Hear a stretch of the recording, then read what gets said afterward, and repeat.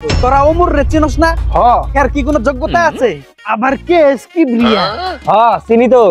এর কি কোনো যোগ্যতা আছে? আর কাপড় ব্লক করে অগর নিচে নাড়াচাড়া দিয়া কি যে করি, মাথা মুথা কোনো কাম করতেছে না। কিরে বন্ধু, কি হইছে তোর? শরম থেকে আইছে হালাই বন্ধু ফুটাইতে। কিরে বন্ধু, কি হইছে? চাঁদি এত গরম কে তোর? মাথা মুইতে 100 গরম আছে, জানাস না তুই? 3-4 মাস ধরে ভিডিও বানাইতেছি, 37টার উপর একটা ভিউ হয় না, জানাস না কিছু? এই জন্য কিন্তু মাথা মুইতে গরম আছে। তুই কিন্তু উল্টা পাল্টা কিছু কইস না, তাহলে কিন্তু তোরও ছাড় দিব না।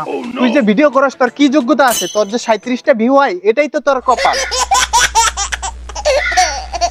পাইলে শেষমেশ তুইও আমার কেসটা ধইরা লাইলি।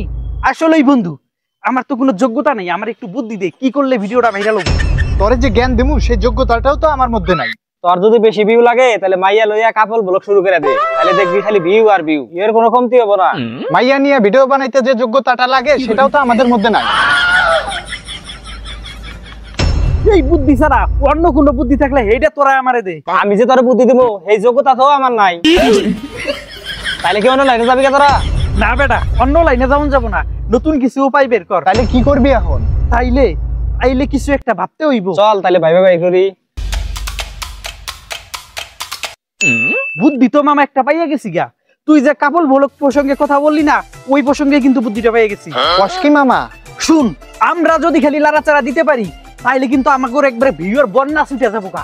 আমাগো কিন্তু আর ভিউর পিছনে ছুটা লাগবো না, ভিউ আমাগো পিছনে ছুটবো। তোরা ওমর রে চিনস না? এর কি কোনো যোগ্যতা আছে? আবার কেস কি ব্রিয়া? চিনি তো। এর কি কোনো যোগ্যতা আছে? তারপর ওই যে ফারাবি সাইম, এগোর কি যোগ্যতা আছে?